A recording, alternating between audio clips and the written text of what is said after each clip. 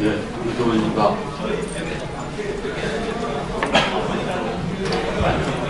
밖에 계신 분들 두고 우리끼리 할까요? 같이 할까요? 우리끼리 하죠? 예, 알겠습니다. 자, 아까 우리 1부에서 최영석 박사님께서 말씀을 하셨기 때문에 시간은 그냥 15분 7분으로 제안을 하겠습니다. 여러 사람들한테 도움이 될 것 같습니다. 이야기를 하시다가 조금 할 말이 더 생기시더라도 좀 자제해 주시는 게 만장하신 분들을 위한 도움이 될 거라는 말씀을 드리겠고, 앞에 부분은 좀 기업 간의 거래관계 관련되는 부분이기 때문에 우리는 주로 노사관계 내지는 연대와 관련되는 부분들입니다.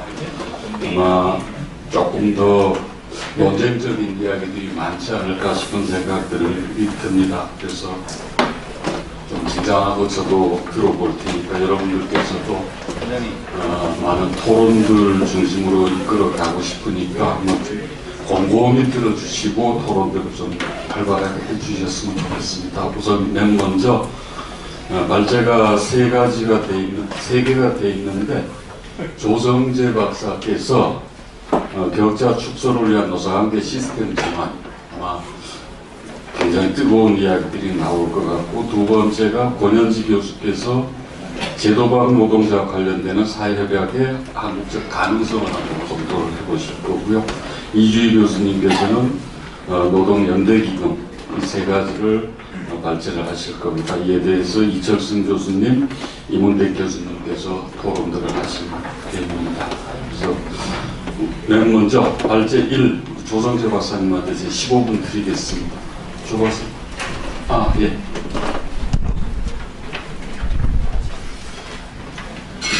네, 안녕하십니까. 노동연구원 조성재입니다. 15분 주셨는데 제가 이쪽에 있는데 제가 오늘 드릴 말씀은 이제 격차 축소를 위한 노사관계 시스템 전환 과제입니다. 격차에 대해서 뭐 더 이상 설명할 필요가 없을 정도로 양극화다, 이중화다, 이제 이런 표현들이 많은데요. 네. 이 격차가 사실은 노동 내부의 격차도 있지만 이제 그 노동소득과 자본소득 간의 격차, 자산소득 격차, 이제 다양한 격차가 있죠. 왜 자본과 노동 간의 소득 격차가 아니라 노동 내부의 격차를 문제 삼느냐라고 본다면 우리 한국 경제를 저는 아웃소싱 경제라고 부릅니다. 외부에 광범한 전임금 노동시장이 형성되어 있을 경우에 임금 격차를 활용하기 위한 아웃소싱과 소위 말하는 이제 하청 관계가 이제 발달하게 되죠.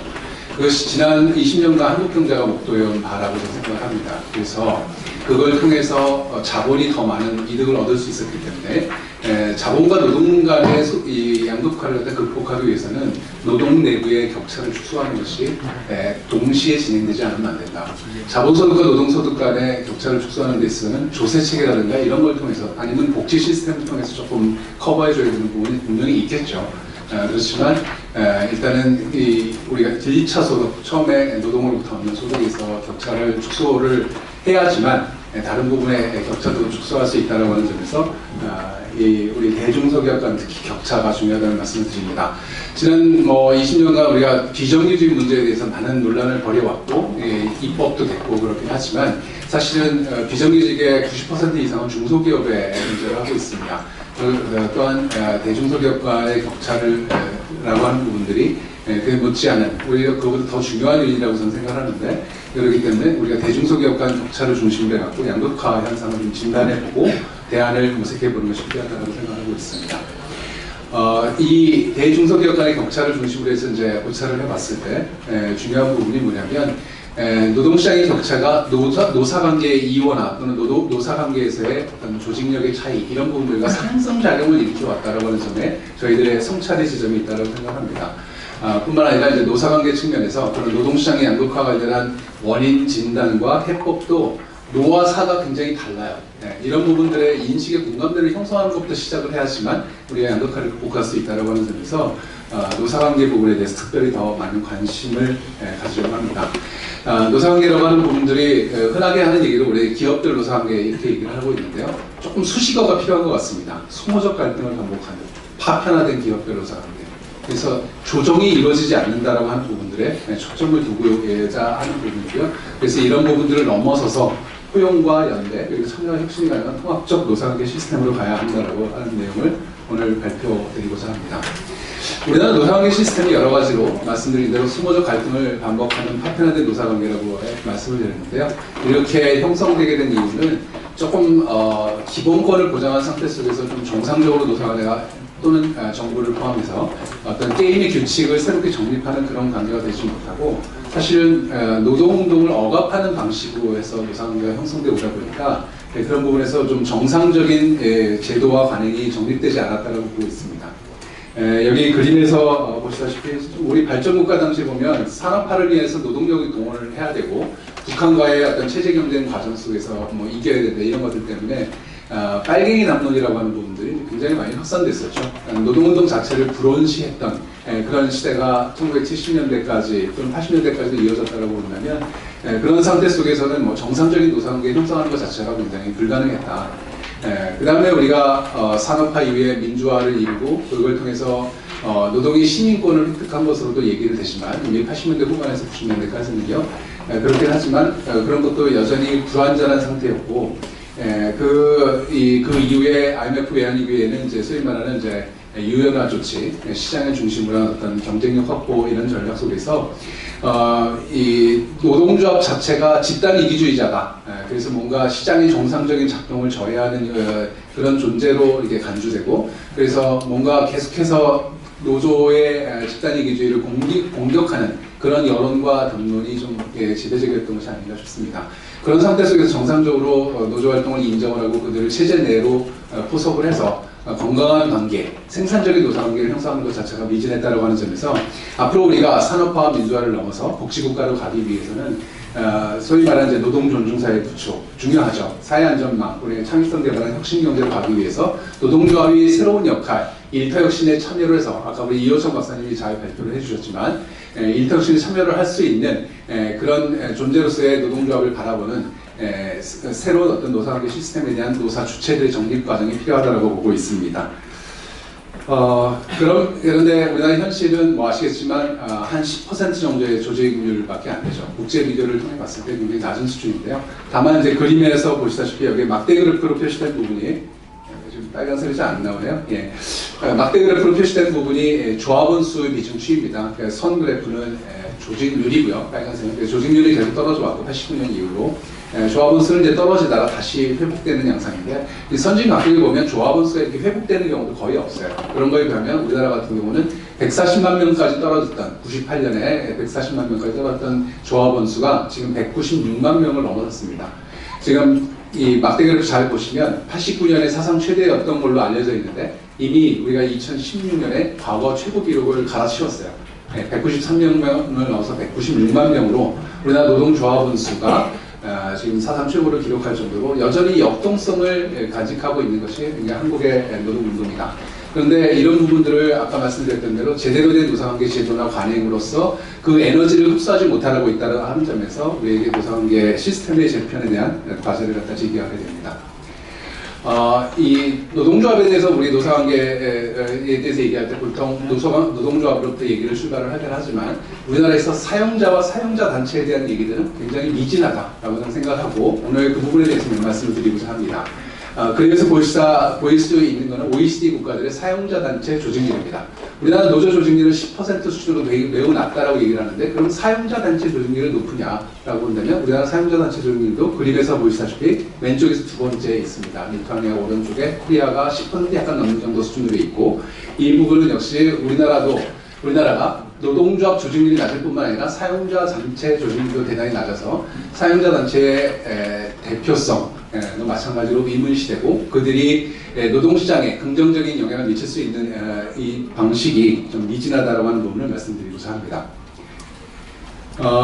이런 부분들이 되게 중요한 부분들은 결국은 노동조합의 조직률이 높고 사용자단체의 조직률이 높아서 또 선별이나 초기업 단위로 협약을 맺어서 단체 협약을 맺어서 그것이 많은 노동자들한테 적용이 돼야지 공통적인 노동시장에 대해서 노사관계가 유의미한 작용을 한다고 볼 수가 있겠는데요. 그림에서 보여지고 있는 것은 역시 OECD 자료인데 횡축에는 노조 조직률입니다. 중축은 사용자 단체, 단체별 적용률이고요. 그러니까 보면 단체별 적용률이 더욱 중요한데 노동조합 조직률이 낮지만 45도 선보다 왼쪽 위로 많이 올라가 있죠. 이게 뭐냐면 노조 조직률이 낮아도 단체 협약의 적용률 자체가 더 높다. 이게 뭐냐면 법률에 의해서 산별 협약의 효력 확정 제도 이런 것에 의해서 노동조합의 조합원이 아니라고 하더라도 그 단체 협약의 적용을 받게 된다는 것을 의미합니다. 이 상관계수를 보면 그 당시 0.64 정도로 해서 이제 아주 높은 건 아니고요. 약간의 비례관계를 보이고 있는데요. 다음 그래프 보시면 굉장히 흥미로운데 횡축에 보시면은 사용자 단체의 조직률입니다. 그것과 아까 그래프에서 보였던 역시 이 단체 협약 적용률이 중축에 나타나고 있는데요.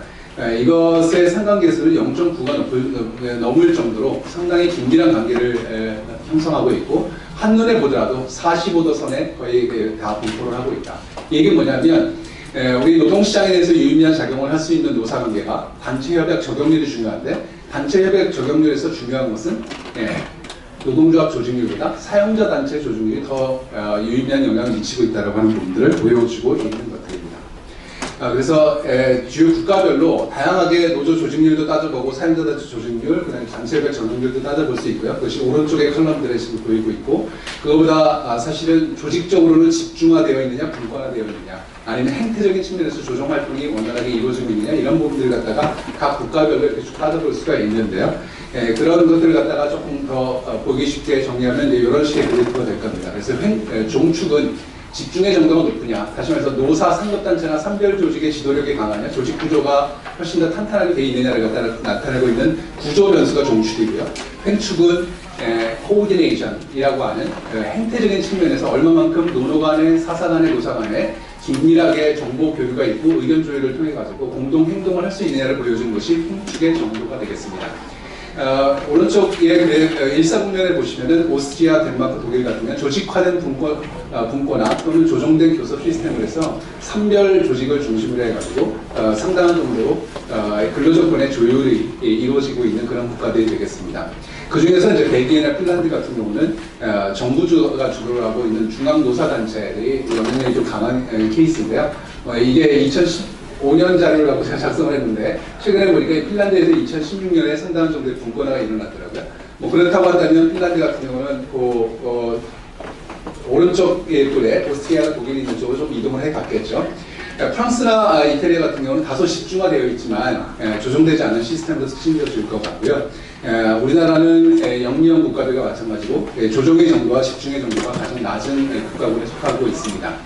흥미로운 것은 일본 같은 경우는 우리나라하고 동일한 기업별 노사관계 시스템을 구조적으로 특징을 하고 있는데 행태적인 측면에서 상당한 정도의 조정이 발달해 있다라고 하는 부분들이 주목할 만한 것이고요. 그러면 여러분들은 1, 2, 3, 4번 중에서 어느 경로로 가야 된다고 생각합니까? 지금 우리가 처하고 있는 이 상태는 굉장히 말씀드린 대로 파편화된 기업별 노사관계 하에서 아까도 나왔지만 대기업만 고임금을 갖다 향유하고 있고 대다수의 2차 노동시장에 있는 중소기업이나 비정규직은 저임금에 고착되어 있다고 한다면 지금의 노사관계를 바꿔야 될 텐데 어느 경로가 타당하다고 생각하십니까? 기존에 일본 같은 사용자단체는 별로 선호를 표시하지 않았던 것으로 알고 있고요. 일본의 방향으로 가야 된다고 주장을 했던 것이 이 노동계에서 이제 많은 그런 주장을 했던 것으로 이제 나와 있죠. 그래서 산별 교섭을 법제화한다거나 아니면 산별 협약의 효력 확장 제도를 우리나라도 도입해야 된다고 이제 많은 노동계가 주장을 했는데 저는 명확하게 일본보다는 2번이나 3번 경로, 특히 3번 경로에 대해서 이제 많은 생각을 해봐야 될 것 같고 마찬가지로 4번 경로에 대해서도 한 번쯤 생각해 봐야겠다라고 이제 오늘 제안을 하고자 합니다. 그게 뭐냐면 한편으로는 3번 경로가 되는 것은 이제 왼쪽이죠. 오른쪽이죠. 초기업 단위 교섭을 촉진하는 방식에 의해서 노동계가 주장하는 대로 분명히 기업별 노사관계가 문제가 있었으니까 그걸 넘어서는 초기업 단위 교섭을 촉진하는 건 해야 되는 작업이라고 생각합니다. 지금 노동법 개정이 논의되고 있기 때문에 그런 부분과 관련해서 분명히 그런 조항들이 들어가길 희망을 하고 있고요. 그렇지만 그런 구조적인 변수만을 다룬다고 해서 그것이 우리가 양극화를 극복할 수 있는 노사관계에서 조정이 증진될 수 있는 그런 필요 충분 조건이 아니다라고 하는 점에서 왼쪽에 있는 행태적인 측면에서의 기업 단위 교섭의 조정 강화에 대해서도 말씀을 드려야 된다고 봅니다.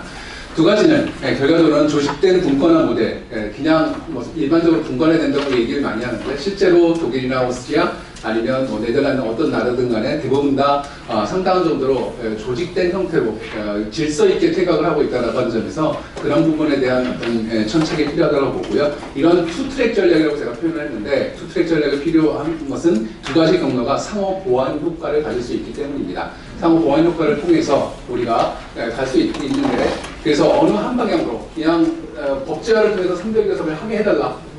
사용자를 선별교섭의 테이블에 끌어와라, 목을 끌어와라라고 하는 그런 것만으로는 충분하지 않고 노동계가 스스로 할 일, 그 다음에 아까 말씀드린 대로 사용자가 스스로 할 일에 대해서도 여러 가지로 방안들을 고민해야 된다고 생각합니다. 여태까지 이제까지 오는데 우리가 이 파편화된 기업별 노사관계를 얘기했지만 사실 초기업 단위 교섭이 없었던 건 아니고요. 2000년대 초반 중반을 넘어서면서 금속노조, 금융노조, 보건의료노조 그래서 3대 3대를 중심으로 해갖고 여러 가지 실험적 시도가 있었는데요. 사용자 단체들은 이제 그런 중복 교섭이나 그런 이중 파업 이런 거에 대해서 상당한 이제 반발심을 갖고 있고 그런 부분들이 여태까지 실제적으로 나온 선별을 가지 못해서 백만 선별이다 이런 비판을 많이 받아왔습니다. 근데 실제로는 이 3대 3별을 빼고 나면 예를 들면 건설, 타워크레인, 화물연대, 픽서비스, 버스, 택시, 항운노조, 학교비 정책 이런 부분들을 보면 내부 노동시장이 별로 발달하지 않는 산업들이죠. 그런 산업들은 오히려 초기업 단위 교섭이 기존에도 많이 이루어지고 있었습니다. 그런 점에서 이 초기업 단위 교섭을 갖다가 조금 더 확산하는 데 있어서 자꾸 집중되는 3대 3별에 대해서만 너무 논의하지 말고 이 주변에 있는 영역들에서 얘기를 하면서 그거를 근거로 해서 초기업 단위 교섭을 좀 확산시켜 나가는 새로운 접근법에 대해서도 오늘 생각해 봐야 된다고 생각하고 합니다.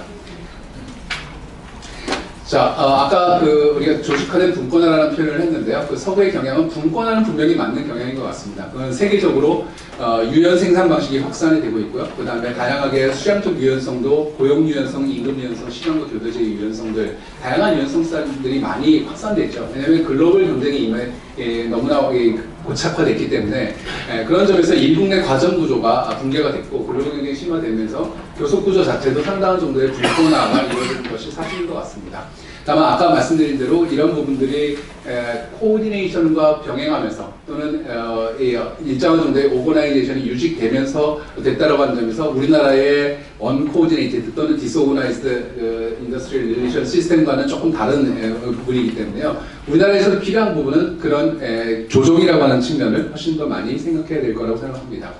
자, 말씀드렸던 이 오거나이즈 디센트럴레이션이라고 하는 부분은 수단이 여러 가지가 있습니다. 서구의 유럽의 이제 법률 체계나 노상의 제도를 보면 업종별 협약을 그냥 지향하는 것, 오리엔테이션 정도 또는 옵트인 선택적으로 적용하는 것, 그다음에 개방 조항을 해서 경영 상황이 안 좋은 기업들한테 그런 예외를 허용해 주는 것, 선택 배제, 적용 배제, 다양한 어떤 산별 협약을 적용하는 데 있어 유연한 적용을 갖다가 지금 지난 20년간 많이 이제 확산되어 왔고요. 그럼에도 불구하고 기본은 이제 오른쪽에 보이다시피 이제 효력 확장 제도나 또는 행태적인 측면에서 조정을 통해갖고 조금 더 포괄성을 담보하는 것이 기존의 어떤 제도였는데 이런 오른쪽으로 갈 것이냐, 포괄성으로 갈 것이냐, 아니면 왼쪽의 유연성과 아니면 개별성, 특수성으로 갈 것이냐에 상당히 긴장 관계가 있었던 거라고 보입니다. 그러니까 우리나라는 그런 부분에서 조직되지 않은 분권화 이런 상태로 그냥 무질서하게 놓여진 상태인데 분권화, 기업별 노사관계 이미 분권화가 되어 있기 때문에 그 부분에서 어떻게 우리가 조정과 조직을 갖다가 이제 개발할 것이냐에 과제를 안고 있다는 말씀을 드립니다. 자, 그렇게 되는 데 있어 아까 제가 예외적으로 우리하고 똑같은 구조를 갖고 있는 일본 같은 경우는 상당한 정도의 조정 행동이 발달하고 있다고 그랬는데요. 이미 뭐 옛날에 공부하신 분들은 이제 많이 아시겠지만 제가 다시 그걸 좀 기억을 소환해 드리면 춘투 일정 같은 경우는 이제 보면 IMF-JC라고 하는 이제 말하자면 국제 금속노련이죠. 국제 금속노련에서 뭐 임금 인상을 어느 정도 이제 설정을 하고 그것을 1월과 2월에 걸쳐 가지고 일제히 사측 요구안을 발송하고 그걸 갖다가 이제 협의하는 상목간이라고 하는 산업노동간담회라고 하는 이제 조직위에서 중앙단위에서 그런 부분과 임금 인상률, 적정 임금 인상률을 논의하고, 그 다음에 일본의 춘투는 20년 이상 동안에 철강 산업이 주도를 해왔었습니다. 그래서 철강이 임금 인상률 결정하고, 그거에 따라서 또 다른 대기업들 결정하고, 그리고 나면 중소기업이 결정하고, 그거에 따라서 최저임금 결정하고, 공무원들 임금 결정하고. 다시 말해서 민간 부분에서 특히 제조업체에서 결정된 임금 인상률이 굉장히 조직적이고 질서 있게 다른 부분으로 확산되어가는 이제 메커니즘을 형성했다고 하는 점에서 그 이른바 행태적 측면에서 코오디네이션의 특성을 이제 바라볼 수 있는 거고요. 그런 부분에서 이제 중요한 역할을 한 것이 IMF-JC라고 하는 노조 조직은 왼쪽에 얘기를 했고요. 오른쪽에 보면 84 간담회라고 하는 것이 있습니다. 기업들 간에 상당한 정도로 이 조정 행동을 했다라고 하는 거죠. 그는 철강, 자동차, 조선, 철강, 자동차, 조선, 전자산업, 4개 산업에 8개 기업이 있습니다. 그러니까 신일본제철하고 일본관관, 그다음에 도시바하고 히타치, 도요타하고 닛산, 그다음에 미쓰비시 중공업하고 IH라고 하는 이제 조선 기업 8개가 있는데요.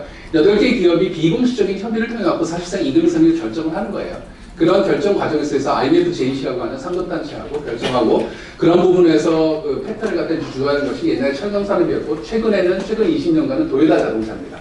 그래서 패턴 세터가 하나 결정을 하고 나면, 그리고 그 패턴 세터를 결정하는데도 혼자서 결정하는 것이 아니라 다른 부분에, 예를 들어 중소기업의 지불 능력이라든지 뭐 환율이라든지 이자율이라든지 이런 걸 다 감안을 해서 정하고, 그것이 각종 수식적 편속 조정 행동을 해가고 확산돼 나가는 메커니즘을 갖고 있었다고 하는 점에서 일본 이 춘투 구조의 좀 질서를 갖다 이제 진정을 하게 됩니다. 오늘 약간 이제 보완하기 위해서 자동차만 사례를 들면, 예를 들어 도요타 자동차 노조하고 도요타 자동차가 단체 교섭을 하고, 단체 교섭도 굉장히 싱겁게 끝나죠. 요구안 한번 발송하고 한번 그거에 대해서 회답을 하면 끝나는 그런 방식이지만, 수면 아래에서 상당한 정도로 대화가 되고, 그 노노 간의 사사가 아니고 수직적, 수평적으로 그런 대화가 확산되는 과정을 제가 보여드리고 있는데요.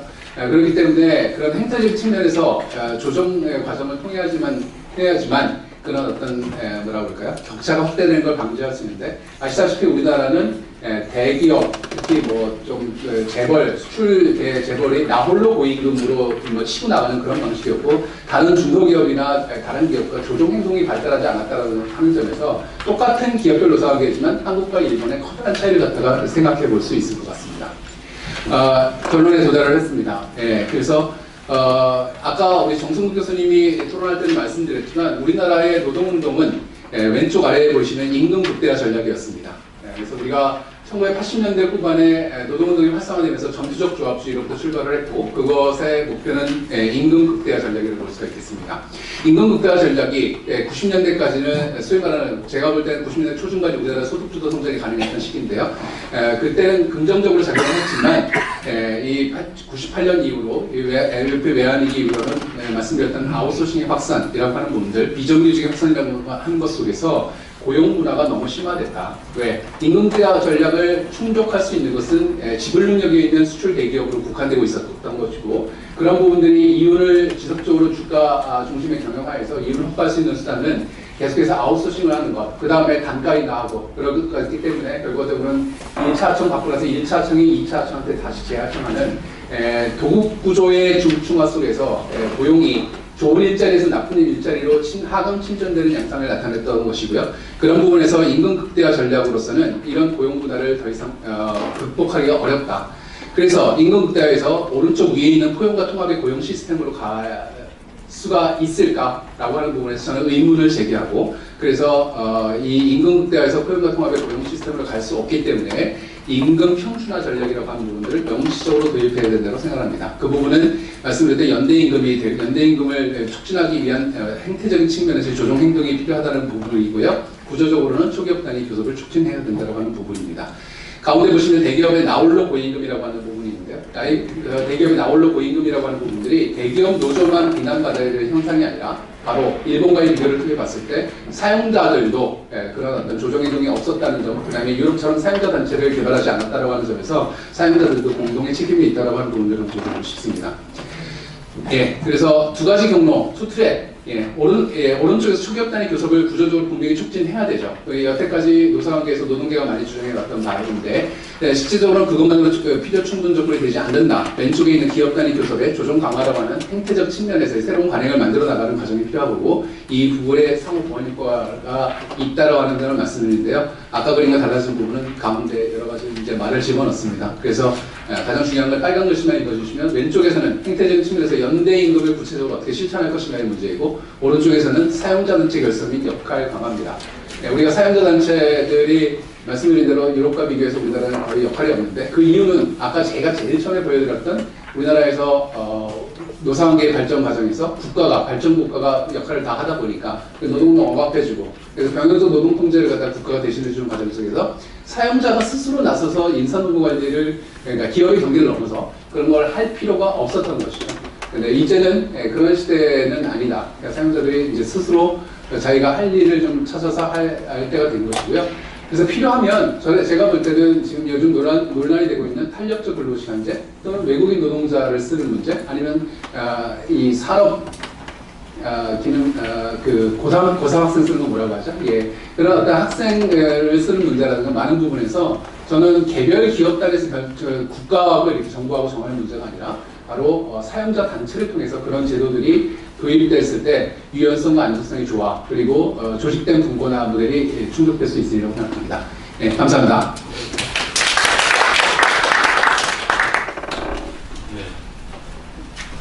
조박사 수고하셨고요.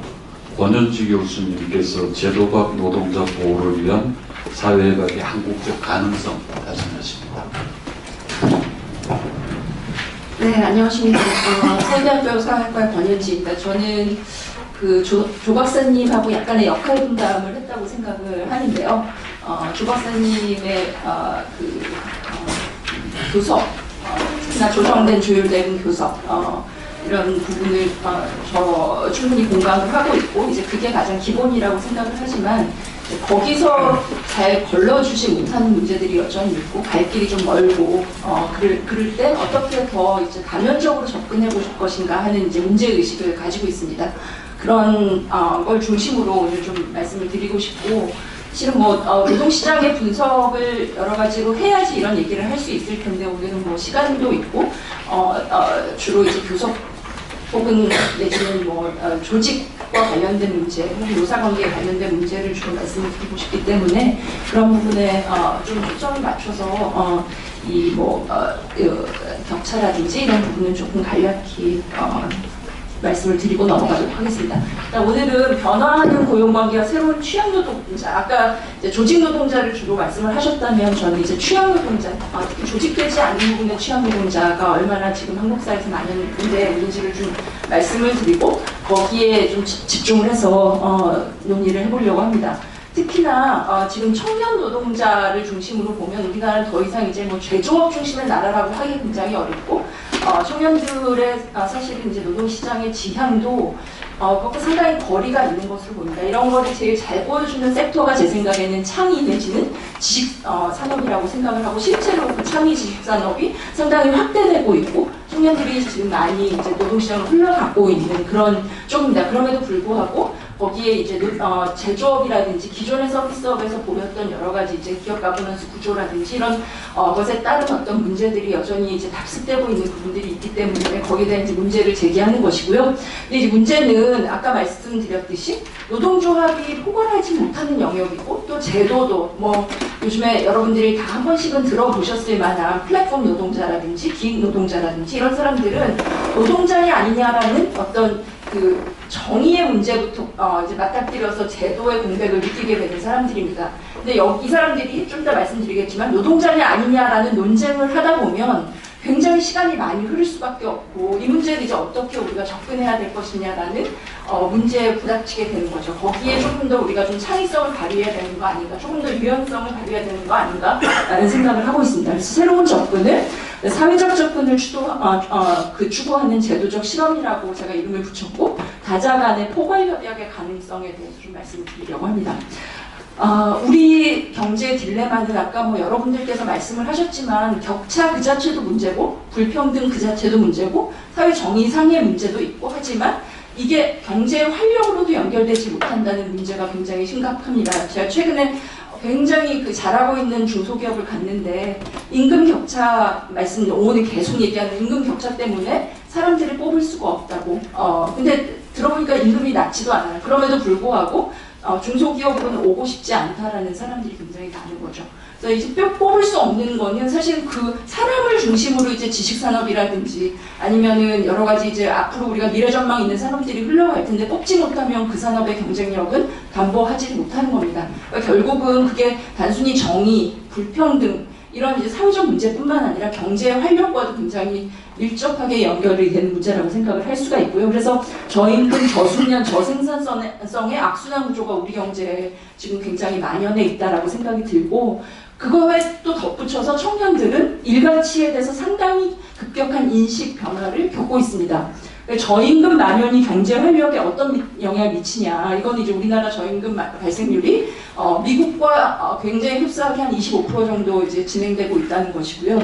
이거는 청년 노동 시장의 임금 분포인데 이거 뭐 자체로 얼마나 청년들이 덜 받냐 이걸 보여주진 못하지만 예전에 비해서 상대적으로 괜찮은 임금을 받는 사람들의 숫자가 굉장히 분포가 굉장히 줄어들고 있고 저임금 내지는 중저임금의 분포가 상당히 늘어나고 있다는 것. 그래서 전반적으로 저임금 경제가 청년 세대를 압도하고 있다라고 볼 수가 있습니다.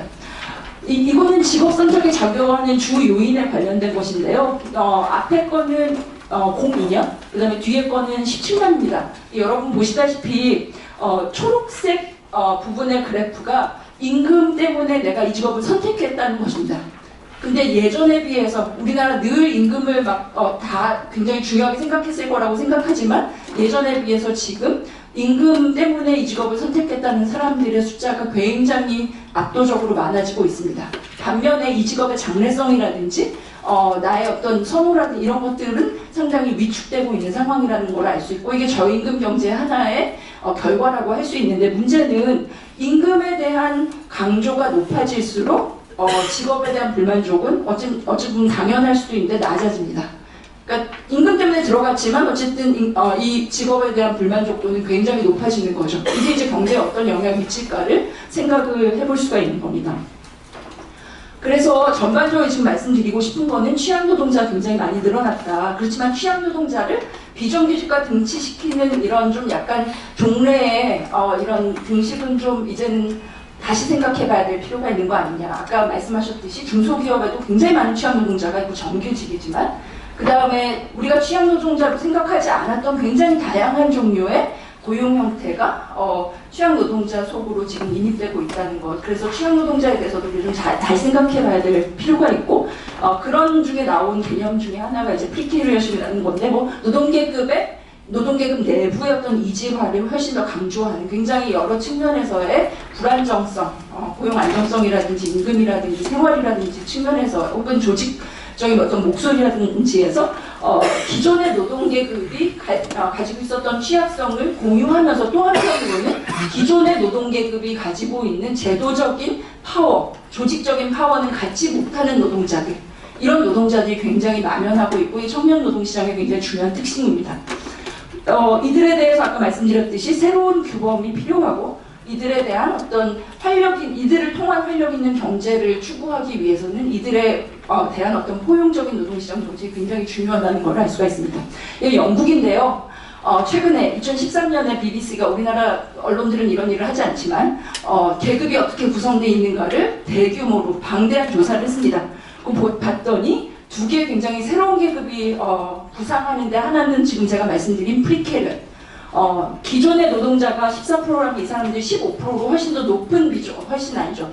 높은 비중으로 나타났고 똑같이 잘 못 벌지만 서비스 노동자들 중에서 아까 얘기했던 취향을 강조하는 뭐 요즘 SNS 많이 하는데 소셜한 어떤 그런 네트워크라든지 컬처의 그러니까 문화의 어떤 지향을 가진 노동자들이 상당히 많이 부상하고 있다는 것을 그러니까 지금 청년 노동자들이 이런 어떤 특성을 상당히 공유하고 있다는 것을 우리도 한번 생각해 볼 필요가 있는 어떤 그래프를 가지고 왔고요. 또 한편으로 최근 외국의 학자들은 그냥 단순히 고용을 중심으로 하는 노동시장에 대한 파악은 이제 좀 그만해야 된다라는 문제의식을 공유하고 있습니다. 고용 관계가 아니라 일관계, 우리가 너무나 이제 익숙한데 도급 혹은 이제는 일을 중심으로 하는 관계성을 통해서 고용관계가 굉장히 이질화되고 다변화되고 있다. 이런 얘기를 하고 있고 이런 부분도 사실은 노동정책이 앞으로는 굉장히 적극적으로 포용하는 정책을 써야 된다라고 제안을 하고 있습니다. 우리도 마찬가지로 이게 그냥 특권이 아니냐, 노동장이 아니냐라는 논쟁으로 이제 시간을 많이 보낼 게 아니라 이 사람들 어떻게 적극적으로 포섭할 것인가라는 어떤 문제의식을 갖고 노동시장 정책을 해나가야 되는 때가 아닌가라고 이제 생각을 할 수가 있고요. 고용과 다 아시지만 도급 계약 간의 오분류와 넘나듦이 우리 노동시장에 상당히 강하게 진행되고 있다는 특권은 이제 오분류의 문제에 상당히 많이 결부가 되는 문제고 그것뿐만 아니고 제가 아까 말씀드린 여러 가지 이머징하는 그러니까 부상하는 노동자들 중에 이 고용 관계와 도급 관계 혹은 일 관계를 계속 넘나들고 있는 노동자들이 상당히 많아지고 있다는 것. 예를 들면 뭐 인재인수 같은 거 네이버나 카카오 아시는 분들은 이런 일들이 많이 일어나고 있다는 거 이제 보실 거고요. 혹은 창업과 피용 사이에도 넘나드는 사람들이 ICT 노동시장에는 상당히 많이 있습니다. 뭐 이런 얘기들을 지금 드리고 있는 거고 이거는 다 아시는 거니까 지금 제가 넘어가도록 하고요. 이거는 이제 사업체 내부에서의 불평등인데 오늘 얘기하면 조금 뭐 크게 관련된 것은 아니라서 넘어가도록 하겠습니다. 이거는 사실은 기존의 노동조합이 추구하고 있는 정책이 얼마나 소수의 노동자들에 집중되어 있는가를 보여주는 그런 이제 그래프고 이것도 마찬가지입니다. 그래서 계속 말씀드리듯이 그 노동시장 계약 관계가 변화하고 있는데 기존 어떤 원리나 규범은 지속되고 있는 어떤 갭이 우리 시장에 굉장히 많고 이게 불평등의 강화로 연결이 되고 있다는 것이 오늘 얘기의 이제 초점 중에 하나고 그래서 기업 중심의 어떤 폐쇄적인 노동시장이라든지 지금 기존의 노사관계 시스템으로는 오히려 불평등 효과가 심화되거나 강화될 개연성이 굉장히 높다는 말씀을 드리고요. 그래서 이런 어떤 제도적인 공백 이런 것들로 인해서 새로 부상하는 어떤 직종의 노동시장과 취약 노동자가 상당히 확산되고 있다. 근데 흥미로운 것은 뭐 돌봄경제에 대해서 오늘은 제가 말씀드리지 않지만 뭐 디지털 경제화에 의해서 아까 말씀드렸던 어떤 창의 지식산업이 확대되고 있고 프리랜서형의 어떤 계약관계 역시 확대되고 있고 이것은 양측면을 다 가지고 있는 것 같아요. 한편으로는 되게 자기주도적이고 재미있고 유연한 어떤 일을 즐기는 사람들이 늘어나고 있는 반면에 또 한편으로는 우리가 가지고 있는 여러 가지 경제 구조상의 문제 때문에 이런 사람들이 굉장히 취약한 노동에 빠지고 있다는 것을 제가 오늘 음악산업의 예를 통해서 이제 보여드리려고 하는데요. 이거는 그 표에 뭐 잘 보이시지 않을 테니까 표를 보시면 지난 10년 동안 얼마나 20대 그 청년층의 15에서 29세까지 청년층의 직업이 변화하고 있는가. 2007년만 하더라도 제조업의 그 기능직이나 기술직이 상당히 많은 그 수위에 올라와 있었는데 이제 거의 2017년에는 사라지고 있어요. 거의 사라지고 있고 19에서 29세 사이에 10위 정도에 올라와 있을 뿐입니다. 나머지는 거의 전문직이거나 아까 제가 말씀드린 여러 가지 이제 부상하는 새로운 뉴 이코노미의 직종들이 이제 굉장히 다수를 차지하고 있는 것을 볼 수가 있습니다. 이거는 이제 음악산업의 예를 들어서 이제 지금 어떤 일이 벌어지고 있는지를 보여드리는 건데요. 인터넷 포털이라든지 뭐 게임이라든지 1인 크리에이터 산업이라든지 이런 것들이 다 여기에 상당히 공통성을 가지고 있다고 생각을 합니다. 근데 예전 같으면 다 아시다시피 여기 계신 분들 상당히 연세가 좀 있어 보이니까 저와 비슷하다고 이제 보이는데 대부분은 아마 레인보우 통으로 나온 음반들을 사셨을 거예요. CD를 사시거나. 근데 지금 그렇게 하는 사람 없습니다. 다 제가 여기 회색으로 하는 거는 다 이제 페이드아웃 되는 사라지고 있는 것들이고요. 최근에는 제작사가 만들어서 디지털 플랫폼으로 보내면 거기서부터 여러분이 스트림되는 음악을 조금 올드패션드인 분들은 다운로드를 받고요. 아니면 그냥 스트림으로 듣는 상황으로 이제 전개가 되고 있습니다. 이것은 대규모 이동통신사 축의 디지털 음원 서비스 플랫폼이 부상하고 있다는 것을 의미하고요. 제작사와 그 플랫폼을 위주로 하는 새로운 구조가 새로운 밸류 체인이 만들어지고 있다는 것을 보여주는 겁니다. 기존의 피지컬한 음악의 기획, 유통, 판매 이런 것들이 이제 다 사라지고 있다는 거죠. 굉장히 급격한 저 산업 구조의 변화가 일어나고 있습니다. 근데 이 스트리밍 제가 말씀드렸던 여러분이 그냥 모바일로 이렇게 들으시면 얼마를 실제로 실현자라든지 창작자들한테 보내고 있는지를 아마 여러분들이 모르실 텐데요. 대개 플랫폼이 한 40%를 가져가고 한 곡이 스트림될 때, 그 다음에 저 아까 얘기했던 제작자들이 44% 정도를 가져가고, 저작권을 가지고 있는 사람, 그러니까 음악을 쓴 사람이 10%, 실현자가 약 6% 정도로 제가 알고 있는 저기 지워졌네요. 4%에서 5% 정도를 가져가는 그런 구조입니다. 그러니까 실제로 음악을 만든 사람들이 스트리밍했을 때 받는 돈으로 살아가기가 어렵다는 것을 보여주는 거예요. 싸이가 7집 사이다를 내면서 570만 번의 스트리밍이 이 당시까지 됐는데 이걸로 받은 돈이 103만 원에 불과하다는 겁니다. 그리고 실제로 창작 활동을 통해서 경제적인 안정성을 보장받고 있냐, 제가 작년에 노동연구원의 지원을 받아서 음악가들을 서베이를 했어요. 그런데 이 중에서 전혀 그렇지 않다고 한 사람들이 거의 대부분을 차지합니다.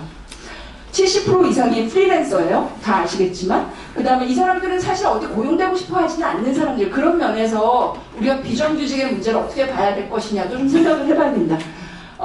창의적인 어떤 불확실성이라든지 어떤 대형 기획사의 어떤 위험회피 전략이라든지 아니면은 페이퍼 속 모델 뭐 이런 것들로 인해서 지금 직업 내 불평등이 상당히 진행되고 있다는 것을 볼 수 있고요. 그 다음에 이런 것들이 사실은 생계 불안과 연결이 됩니다. 82%는 생계를 위해서 다른 경제활동, 음악 외의 경제활동을 하고 있다고 대답하고 있습니다. 뭐 예컨대 알바를 한다거나 편의점 알바를 한다거나 뭐 이런 활동들을 지금 하고 있는 것이죠. 지난 1년 동안에 창작 활동을 통해서 얻은 수입은 600만 원 이하라고 대답하는 사람이 거의 70%에 육박합니다. 평균 770만 원 정도를 버는 것으로 나타나고 있어요. 그렇지만 이 사람들이 복지제도의 수혜자이냐, 뭐 고용관계에 정말 당연히 들어오지 않습니다. 복지제도 이 사람들의 옛날에 뭐 그러니까 굶어서 죽는 사람도 생기고 뭐 이런 사회적인 문제가 생겨나면서 음악인복지법이라는 걸 만들었는데 이 예술인복지법에 대해서 들어봤냐고 물어봤더니 70% 거의 70%는 들어보지 못했다고 대답하고 있고 혜택을 받아본 사람은 10% 정도에 불과합니다. 그러니까 이런 어떤 특정한 예술인 복지법을 하더라도 여기에 걸리는 사람들이 굉장히 소수라는 것을 알 수가 있어요. 그러니까 사회적인 어떤 보험 체계, 고용과 연계된 보험 체계도 들어오지 않고 노동법에도 걸리지 않고 이 사람들을 위해서 특별히 만든 법에도 걸리지 않는 사람들이 대부분이라는 걸 지금 알 수가 있는 거죠. 프리캐리어트는 이렇듯이 새로운 경제의 노동자고 그 다음에 기존 노사관계 혹은 다른 복지제도로부터 걸리지 않는 일종의 사각지대를 형성하고 있는 사람들이라고 얘기를 할 수 있습니다. 또 더군다나 전반적인 어떤 대변 시스템을 결여하고 있는데 최근에 굉장히 흥미롭게도 판교를 중심으로 해서 ICT 노동자들이 집단적인 목소리를 내면서 노동조합을 결성하고 있습니다. 파리바게트에서부터 이제 뭐라 그럴까요? 뭔가 추동을 받아서 지금 노동조합 운동을 하고 이 사람들이 근데 좀 잘 살펴봐야 되는 건 이런 제가 지금 말씀드린 여러 가지 열악한 근로 조건 혹은 생활 조건의 문제도 있지만 또 한편으로는 사실은 지금 먹고 살만한 사람들이 노동조합을 하겠다고 그러는 거거든요. 네이버나 다음 이런 데 들어있는 사람들이 하겠다는 겁니다. 이 사람들이 지금 뭘 문제 삼으면서 하고 있는지를 잘 봐야 된다는 거를 제가 좀 이따 다시 말씀을 드리겠습니다. 네. 이제 2분 정도에 제가 할 얘기를 다 끝내야 될 것 같은데요. 우리나라 노동운동은 이런 사람들에 대해서 아직 이렇게 아주 통렬한 반성이나 성찰이 있는 것 같지는 않습니다. 제가 이렇게 얘기하는 게 너무 좀 과하다는 생각이 드는데 미국 노동운동 같은 경우에는 여기에 대한 반성은 하고 있는 중이고 새로운 어떤 혁신의 움직임들을 보이고 있습니다.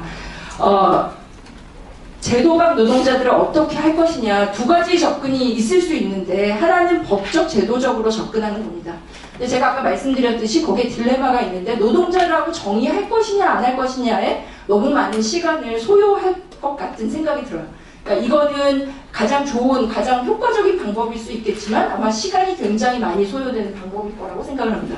시장적인 접근도 할 수 있어. 미국의 접근 방법이 이런 접근 방법입니다. 시장의 자발적인 이니셔티브를 근데 기대하기가 어렵습니다. 여러분들이 잘 아시다시피 CSR, Corporate Social Responsibility, 제가 학생들한테 물어보면 노동을 떠올리는 사람은 거의 한 사람도 없어요. 인식이 기업의 자발적인 노동 규제가 CSR을 통해서 일어날 거라고 하는 인식에 지금 한참 멀리 떨어져 있습니다. 그래서 새로운 접근은 사회적 접근을 추구하는 방식밖에 없다. 그래서 제가 오늘 제안 드리려고 하는 것은 다자 간의 포괄 협약의 가능성을 한번 만들어 보자는 것입니다. 제가 뒤에도 다른 여러 가지 슬라이드들이 있지만 일단은 이 슬라이드와 그 다음 슬라이드까지만 하고 오늘 발표를 마칠 텐데요. 한국의 3자 기구 틀과 결합된, 지금 3자 기구가 아직은 취약하지만 앞으로 우리가 가능성이 있다고 믿고 이미 가지고 있는 이 기구 혹은 이 제도를 통해서 대기업을, 아까 조성재 박사님이 시종률만 강조했던 거는 우리나라의 사용자 조직이 매우 취약하다. 그죠? 산별노조 운동 혹은 산별교섭 안 되고 있는 되게 중요한 이유 중에 하나도 사용자 조직이 취약하다는 것에 중요한 원인이 있고, 그렇기 때문에 산별이나 업종으로만 초기업 단위 노조를 생각하거나 혹은 교섭을 생각하는 것에 저는 굉장히 중요한 한계가 있다고 생각을 합니다. 오히려 우리나라에서 굉장히 중요한 구조는 대기업을 정점으로 하는 기업 생태계 구조라고 생각돼요. 그래서 이 정점에 있는 기업 생태계의 정점에 있는 이 기업들로 하여금 책임을 지도록 하는 구조를 굉장히 강화하자라는 게 저의 기본적인 생각입니다. 그래서 원칙적이고 포괄적인 방법론을 제시하는 전국적 혹은 업종별 프레임워크 어그리먼트, 이거는 굉장히 유연하게 원칙적으로 규범을 정하는 수준으로 우리가 만들자는 것이고요. 거기에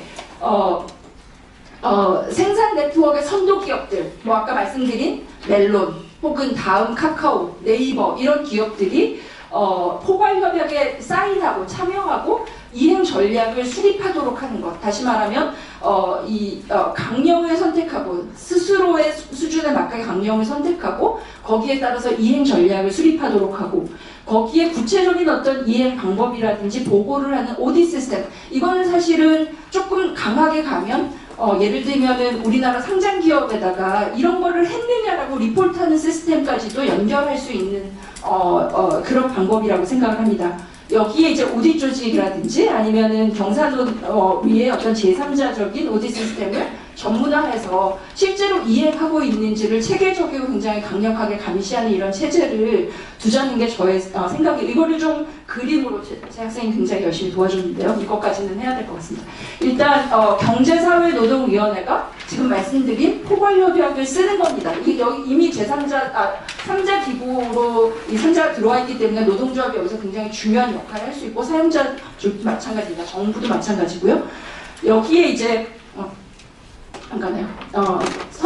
생산 네트워크의 선도적인 조직을 하고 있는 기업들이 와서 사인을 하고 다시 돌아가서 이 기업 생태계 내 계열사나 기업 네트워크나 개인 도급자 이들을 모두 망라하는 어떤 행위 강령들을 채택하는 겁니다. 구체적인 행위 강령을 채택하고 여기에 아까 제가 말씀드린 여러 3자들이 와서 그 오디트 시스템을 구축해서 이행을 감시하는 이런 체계로 근데 새로운 규율 체계를 만드는 것을 우리 한번 고려해 볼 수 있지 않을까라는 생각을 하고 있습니다. 고맙습니다.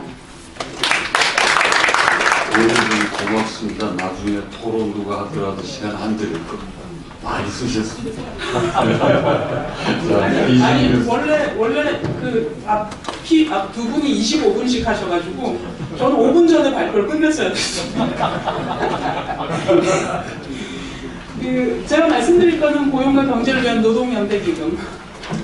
보통 우리가 경제라고 그러면 보통 경제력을 가진 자본가들이 국가의 규제 혹은 소통하에서 경제활동을 하는데, 오늘 말씀드릴 건데 빨간색으로 시민사회 세력, 특히 가장 중요한 노동조합이 어떻게 경제력에 영향을 미쳐서 다시 조금 더 고용신화적이고 형평성 있는 경제를 만들 것이냐, 이런 얘기고요. 이거 보시면 이게 우리가 보통 노동조합에서 사회민주주의 국가도 굉장히 선호하시고, 그런 사회민주주의라는 거는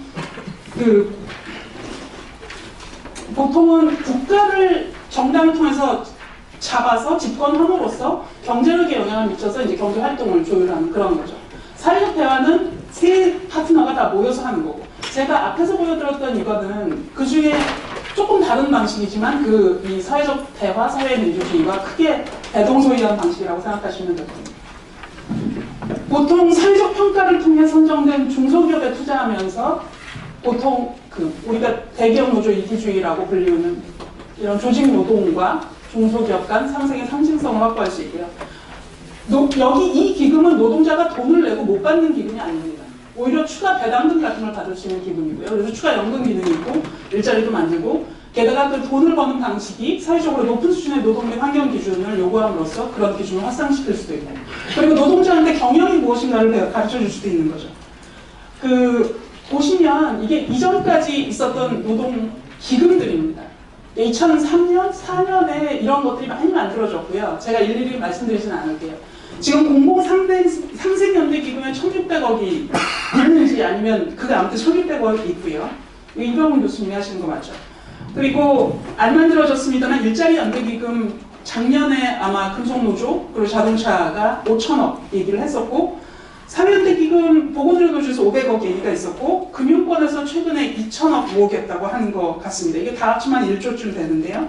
이 연금들을 한번 평가를 해보면 보통 저는 어찌됐건 저는 개인적으로 말씀드리면 제가 이 연대기금에 대해서 전혀 관심이 없었습니다. 연대기금 이건 또 왜 하는 거지 이렇게 생각했거든요. 우리나라 연대기금에 대해서. 하지만 적어도 정규직 조합원의 기본적인 연대감을 확인할 수 있다는 점.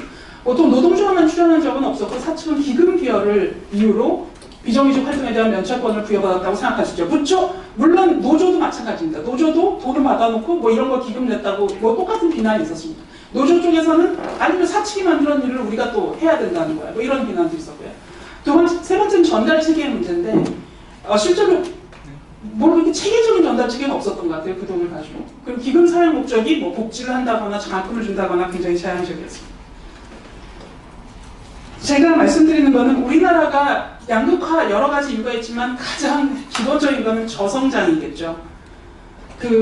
저성장을 극복할 수 있는 하나의 방법으로서 우리 중소기업 부분이 굉장히 뒤처져 있는데요. 외환위기 이후에 대기업들은 사내유보기금을 모아서 쓰던가 아니면 외환위기 이후에 자본시장 활성화가 있었지만 외국인 투자자가 굉장히 많이 들어왔죠. 그래서 어찌됐건 대기업은 이 두 시장에서 자기네가 자체 조달이 가능합니다. 자본이 부족한 적이 없었던 걸로 여겨지고 중소기업은 반면에 은행 대출을 받아야 되는데 우리나라 은행이라는 조직들이 보통 굉장히 특히 외환위기 이후에 안정적인 수익을 추구하다 보니까 가계대출을 엄청 많이 해주고 기업대출에 있어서는 제대로 해주지 않은 것 같습니다. 그리고 그 가계대출 때문에 부동산 투기를 해가지고 지금 또 이런 문제가 있는 거죠.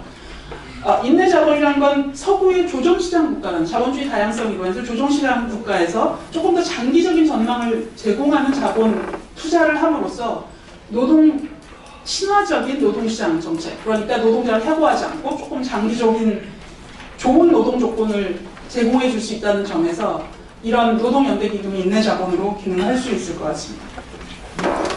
제가 예를 들어드리는 게 이게 퀘벡 지역의 노동을 통제하는 연대기금입니다. 설립 배경은 우리랑 굉장히 비슷했는데요. 이 퀘벡 노동조합 총연맹이 높은 실업률을 계기로 경제 대표자회의에서 노총이 제안했습니다.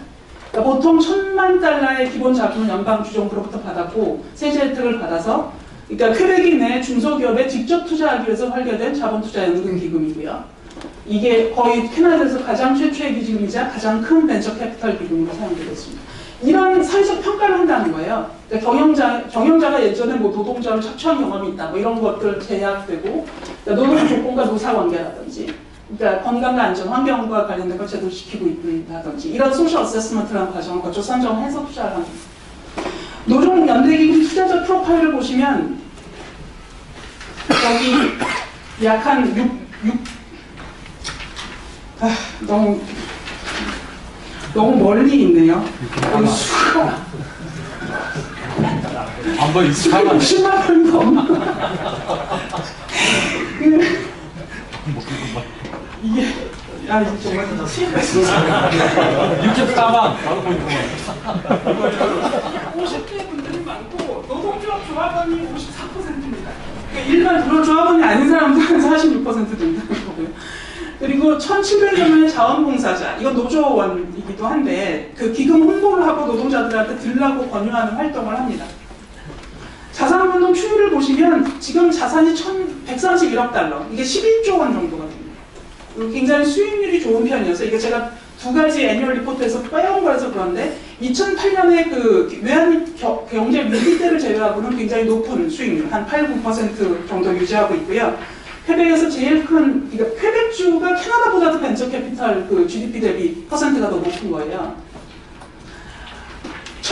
17만 6천 명 정도를 일자리를 창출했다고 합니다. 근데 제가 이것도 좀 확인을 해보고 싶은 게 가서 어떤 데는 50몇만 명이라고 나오고요. 근데 확실한 거는 적어도 몇십만 명 규모의 일자리가 창출된 건 확실할 것 같습니다. 그리고 이거는 어디다 투자하느냐인데 여기 보시면 생명과학 관련 펀드, IT 텔레콤 관련 펀드, 그 다음에 첨정기술 관련된 클린 테크놀로지라는 거, 그 다음에 다이버시파이드 아무데나 다 한다는 뜻인데 굉장히 재미있는 점은 이들이 제가 보기에는 사모펀드 같은 데도 좀 투자를 하는 것 같은데 확인이 좀 필요하고요. 특히 최근에는 항공우주사업 하청회사에 집중 투자를 하고 있는데 왜냐하면 핵심 제조업의 주 공급업체가 이 노동 비용이 싼 데로 이전할까봐 두려워서 굉장히 투자를 많이 해주고 있고 로봇 만드는 회사에도 투자를 한다고 합니다. 투자 방식은 투자하는 기업하고 5에서 7년간 장기적 파트너십을 형성하고 정관상 그 기업을 이렇게 장악하고자 하는 노력은 안 한다고 하고 노동 환경에 면밀하게 개입하고요. 사회 강사라고 지금 25명이 있어서 하고 기업 협약을 통해서 노동자 교육을 하는 기금도 마련하고 이거는 이제 지배구조도 굉장히 중요해서 17명의 이사가 있는데 예전에는 노동이사가 그러니까 노동조합 뭐 자동차 노조 뭐 위원장 뭐 이런 분들이 들어오시는 거예요.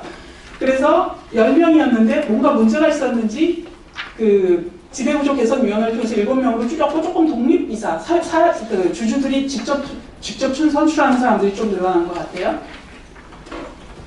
그러니까 이게 어떻게 되는 거냐면 저것도 너무 작아서 별 소용이 없겠네요. 이게 연간 6만 달러 미만을 버는 솔직히 캐나다 기준으로 절대로 부자라고 할 수 없는 6만 달러 미만을 버는 사람들이 그 53%를 차지하는 굉장히 다수가 그렇게 버는 거고 버는 사람들이 투자하는 거고요. 근데 이게 부자들이 하는 게 아니라는 거죠. 그 자본금의 60%를 이 무담보 위험 자본에 투자하고요. 보통 제가 알아본 바로는 60% 정도를 퀘벡 지역의 중소기업에 투자하고 나머지 40%를 글로벌하게 투자하는 것 같더라고요. 그래서 수익률을 유지하는 걸로 알고 있습니다. 그리고 세 번째는 다시 자본, 그 수익이 들어가면 다시 자본에 덧붙여주고 마지막으로 예를 들어서 그 투자한 사람이 나 은퇴했다 이제 돈을 가지고 싶다. 그럼 그때 그 돈을 돌려줍니다. 그리고 무슨 일이 생겼다 그랬을 때 인출해서 가져갈 수 있고요. 퀘벡 지역에 다른 그 노동연대 기금도 많이 있습니다. 이거는 제가 생략하고요. 지금부터는 조금 이제 제가 좀 급히 설명드렸지만 대강 감이 오시죠. 이게 어떤 것인지. 지금 보통 진보 정부가 뭐 진보인지는 잘 모르겠습니다만 진보 정부가 당선이 되면 그 캐피탈 스트라이크 현상이 일어납니다. 자본 투자를 안 하는 거죠 기업들이. 그럼으로써 진보 정부가 집권을 하면 일자리, 그러니까 얘네들은 경제를 몰라서 이렇게 처절하게 이렇게밖에 못해. 그래서 다음에는 다시 보수 정부를 당선시키는 걸 목표로 하게 됩니다. 지금도 거의 그런 현상이 좀 많이 있는 것 같고요. 그러므로 저는 노동조합도 이제는 그냥 뭐 어차피 우리는 분배에 관심이 있고 뭘 가져가는 거가 더 중요하고 이런 생각에서 탈피하셔서 이런 현실을 도와줘야겠다고 생각하셔야 한다고 생각을 합니다.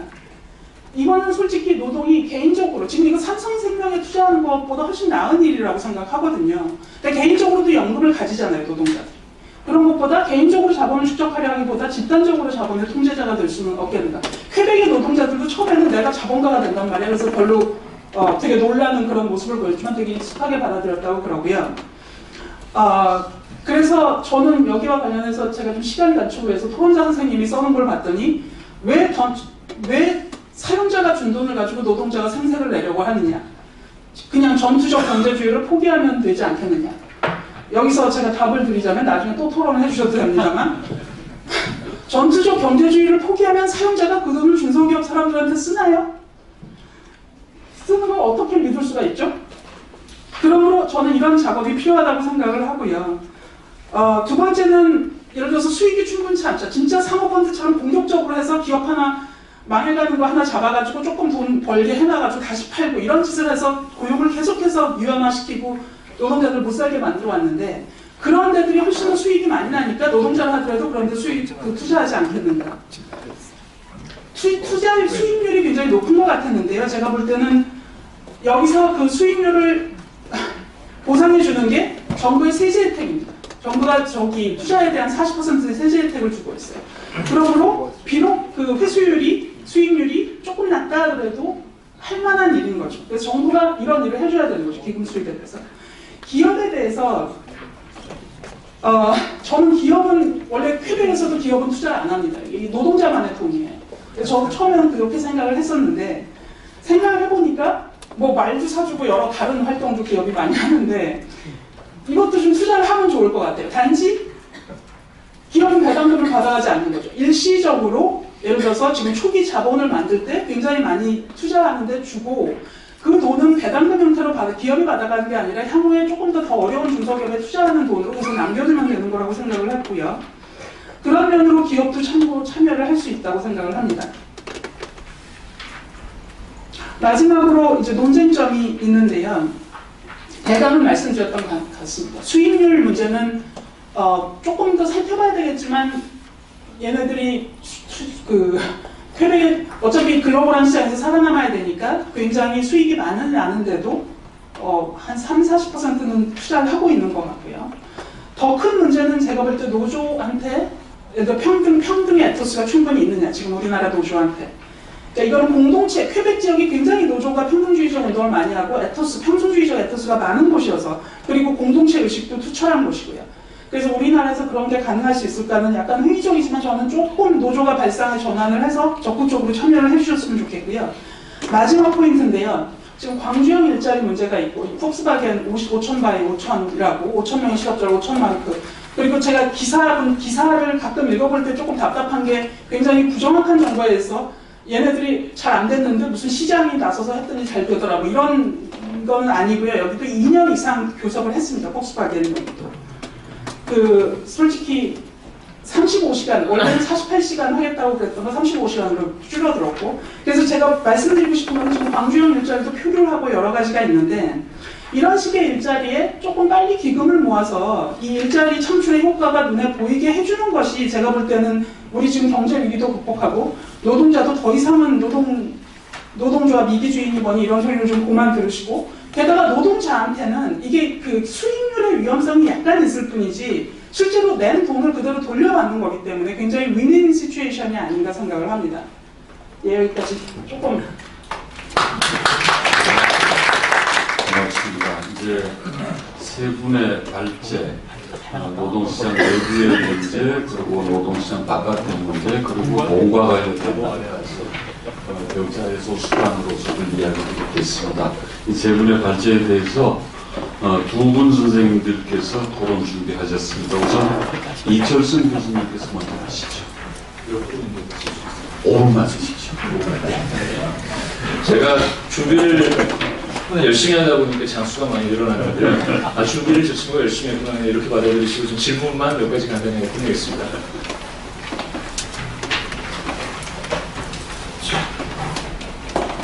보통 제가 노조에 가면 처음에 노조분들한테 보여드리고 시작하는 게 이 그림인데요. 네, 넘어가겠습니다. 참고로 앞에 그림은 딱 한 분 이거 맞추셨는데 앞에 그림은 조령이고요. 문경세제고 두 번째 건 탕금대입니다. 충주의 탕금대. 네. 신립 장군이 몰살당한 곳이죠. 네. 가토 기요마사. 네, 건너뛰겠습니다. 첫 번째 질문은 저자가 노동시장 이중화 양극화 극복을 새로운 통합적 노사관계 시스템의 목적이라고 이야기하지만은 이중화 양극화의 원인에 대한 분석은 저는 당연히 알고 계신다고 저는 그리고 공유한다고 봅니다. 근데 구체적으로 이 통합적 노사관계 틀에서 노동시장 상층의 수혜 독점과 중하층 착취 체제에 대한 구체적이고 단기적인 해결책이 무엇인지 저는 잘 보이지 않았어요. 장기적인 해결책들은 많이 보입니다. 근데 단기적으로 예를 들면 현 정부가 저는 장기 집권하기를 바랍니다만은 3년 안에 2년 안에 2년 후에 3년 후에 정권을 내줘야 된다면 3년 안에 할 수 있는 일이 무엇인가 라고 물어봤을 때 단기적인 해결책이 있어야 될 것 같은데 저는 그걸 발견할 수가 없었어요. 네. 뭐 중간에 저 나름대로 생각이 있습니다. 다 건너뛰겠습니다. 저는 이제 노동시장 우리나라 이중화 양극화는 내부자들의 강고한 연대 때문이고 거기에 있는 자료들을 보시면은 여기 앉아 계신 분 40대부터 60대에 이르는 우리 자신들 우리가 너무나 많아요. 거기 자료를 보시면은 제가 거기 동그라미 친구분을 보시면 아실 겁니다. 쪽수가 너무 많아요 우리가. 그리고 너무 많은 사람들이 많이 살아남아 있어요. 다음 그림 보시면은 바로 나와 있을 겁니다. 여기 보여드려야 되네. 예. 저희 빨간 게 10년 후 우리들입니다. 여기 계신 분들 386세대일 경우에는 현재 50대고 저 같은 경우는 40대죠. 그리고 60대일 경우에 보시면 빨간색이 압도적으로 많이 살아남아 있죠. 상층 노동시장에. 그 다음 그림 보시면은 386세대의 지난 30년 동안의 임금 상승률입니다. 압도적이에요. 왼쪽에 제가 저기 동그라미 친 부분이 60년생부터 64년생, 그리고 65년생부터 69년생의 임금 상승률이에요. 그 다음 그림은 제가 여기 이만큼이 소위 말하는 386세대 임금 상승률이에요. 이거는 고졸 386의 임금 상승률이에요. 압도적이에요. 다른 어떤 세대들도 이 임금 상승률을 쫓아가지 못해요. 참고로 70년대 현 30대랑 비교하면은 임금 상승률만 따지면 386이 3배입니다. 네. 뭐 그 정도로 저는 내부자 연대 때문에 이런 상황이 있는데 이걸 어떻게 해결할 것인지 저는 진지하게 우리 세대가 세대의 틀에서 한번 고민을 해봐야 된다고 생각을 합니다. 근데 저는 모르겠어요. 이런 부분들에 대해서 저자가 구체적인 해결책들을 말씀을 해주셔야 된다고 저는 생각을 하고요. 두 번째 질문입니다.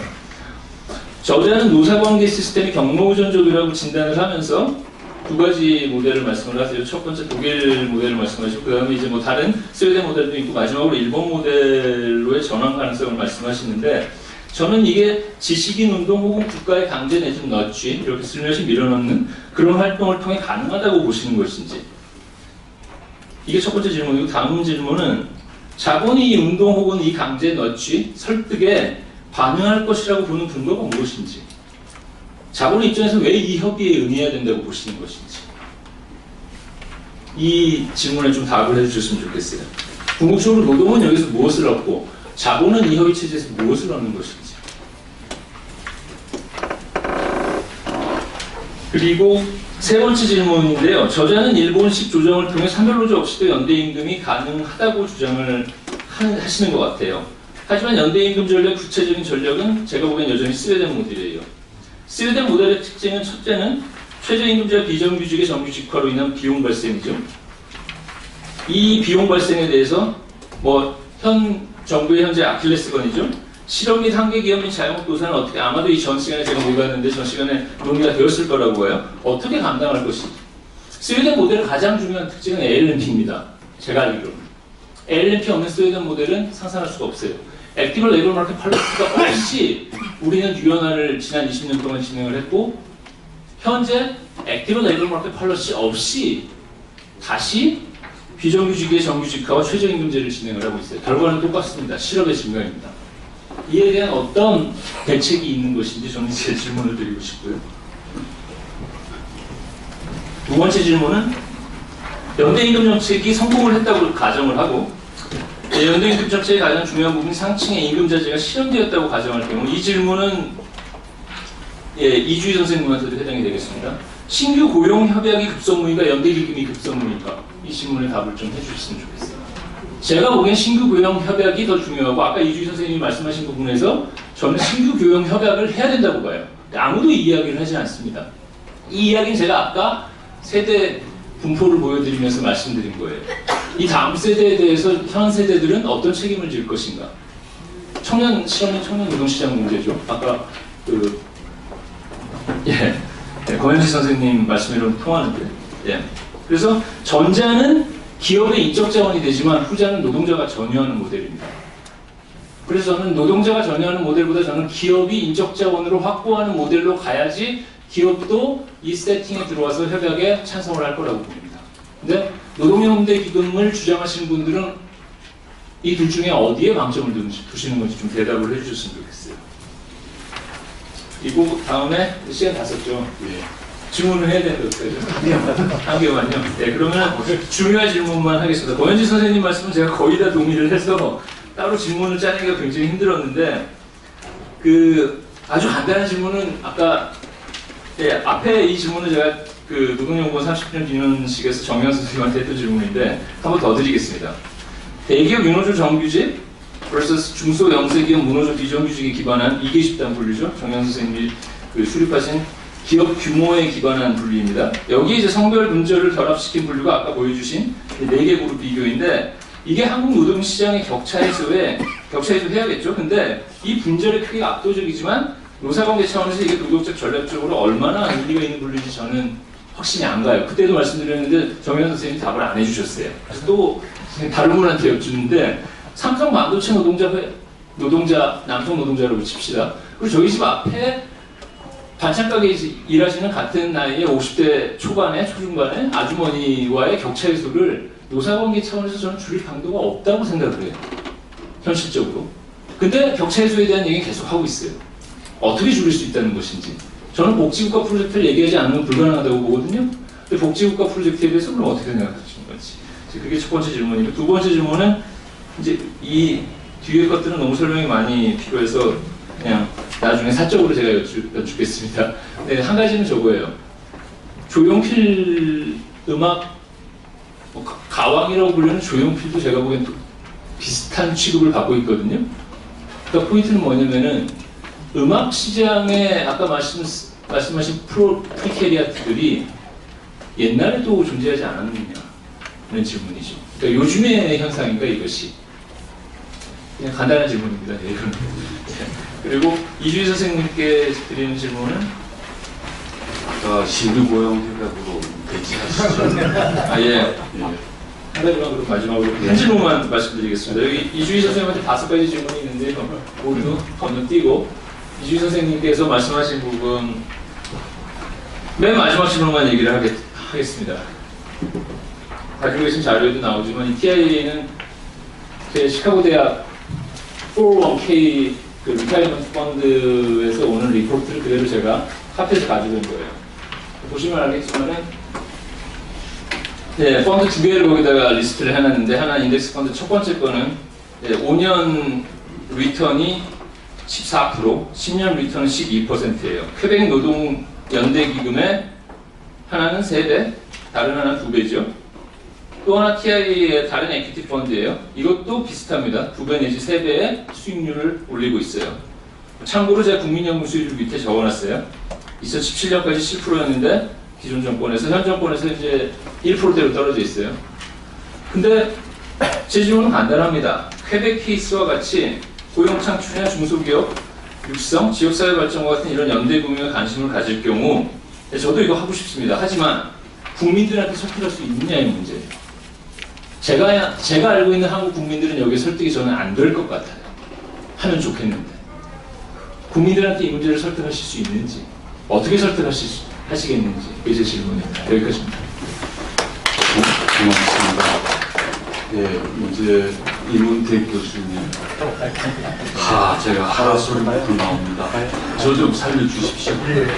저는 정말 간단하게 이것도 마이크가 저는 파워포인트나 이런 게 아니고 간단하게 질문드리겠습니다. 조준 박사님 글쎄 잘 들었고요. 재밌게 들었는데 일단 한 가지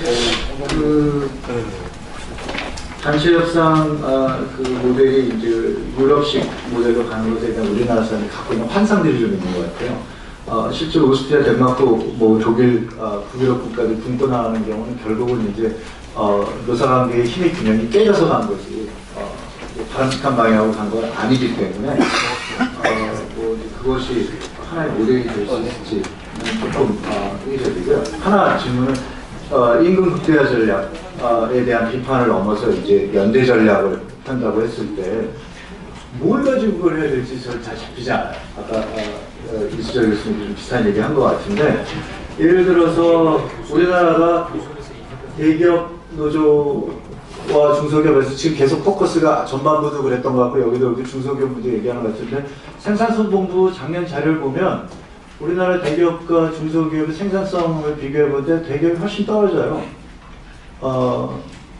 그게 뭐 기준이 어떤지는 제가 결과만 가지고 막 얘기했을 때 임금극대화 전략의 한 문제점인 것 같은데, 이 문제를 그러니까 보통 이제 독일에서나 아니면 유럽에서나 선멸 교섭을 하든 아니면 임금 연계 전략을 하는 핵심은 생산성이 들어가 있는 것 같아요. 생산성을 가지고 그게 이제 분배 전략도 구사하느냐의 문제 같은데, 이런 것 없이 너무 뭉뚱그려가지고 이 모든 문제가 이 안에 들어와 있으니까 구체적인 경로가 사실은 좀 잘 보이지 않고 하나고, 그 다음에 권혜주 선생님 그 프레카리아트 저도 내년에 논문도 써봐서 재밌게 봤는데요. 아까 여기 이 교수님 그런 얘기 하셨지만 사실 이게 전제 자체도 비조직화된 노동자를 대상으로 한 거기 때문에 이게 조직노동의 이해관계는 좀 다를 수 있다. 그러나 이제 한 가지 전제는 이게 아마 향후에 대세가 될 일자리들이 될 가능성이 많거든요. 지금 20대 청년들이 원하는 직장이 대부분 이런 지식노동, 디지털 노동, 문화 미디어 사업, 환경, 사회 서비스, 대부분 이제 이런 것들입니다. 문제는 이제 과거처럼 이게 정규직 노동으로 포괄시키기 이제 어려운 부분들이죠. 하나 그냥 잠깐 예를 들면은, 근데 그냥 이게 해외 트렌드 쫓아가는 이런 게 아니라 지금 20대에 이 산업에 진출한 친구들이 대부분 부모를 올라탄 세대들이에요. 옛날식 표현하면 호랑이 올라탄 세대들이죠. 부모가 베이비 부모 세대들이에요. 그래서 당장 소득과 무관하게 본인의 취향과 뭐 이런 걸 살리면 살 수 있는데, 제가 보기엔 몇 년 지나면 불가능합니다. 쉽게 말하면 저는 극단적으로 어디 가면 앞으로 지금 이 상황이 빨리 개선 안 되면 대한민국의 폭민들이 나타날지도 모른다. 남미 뭐 생각하면 또 과도하다고 했었지만, 아니 실제로 부모 놀고 있어요.